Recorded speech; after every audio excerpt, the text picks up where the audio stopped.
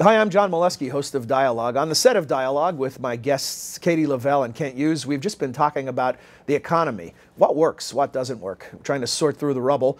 And Kent, let me begin with you by asking, beyond partisan rhetoric, what does the historical record tell us about what works with an economy? Is it a total free market scenario? Is it a managed economy? What works? I just have come to emphasize the power of pragmatic partnerships. Getting the government doing some things right, looking at markets, and looking at a whole series of other institutions, universities, community colleges, solid education, national laboratories, getting all these institutions working together in the right direction. That's the way to grow an economy. Katie, as a political scientist, you know, and politics looms large in this discussion. I wonder, can we handle the truth politically right now? Can we deal with a truthful discussion on what we need to do to fix the economy? Well, we need to get the institutions right. And it's not enough to just put out the fire when we're thinking about a crisis. We have to think about what the house is going to look like and what kind of house we're building going forward. And so I think that we really do need to think long term about what the political institutions are going to look like. Well, if you need a moment to think, we can always edit out the pause. But here's the question. I'm wondering, we look at all the things that are on the table now, changing Medicare, Social Security, health care, defense spending, whatever we're talking about.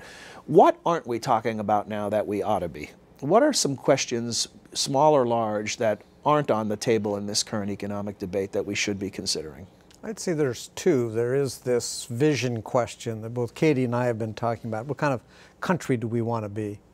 And second of all, what kind of role do we want to play in the world going forward? A world that has changed so much with emerging markets. As Katie has said, they've emerged. They've changed the political economy of the world. We've got a whole different approach to development that's emerging in China, that's mixing state and markets in quite a different way. And it's beginning to catch on in other parts of Asia. So we better think both of these questions through if we want to be a strong, vibrant, American dream-supporting leader in the 21st century. And what other questions are we not talking about or asking?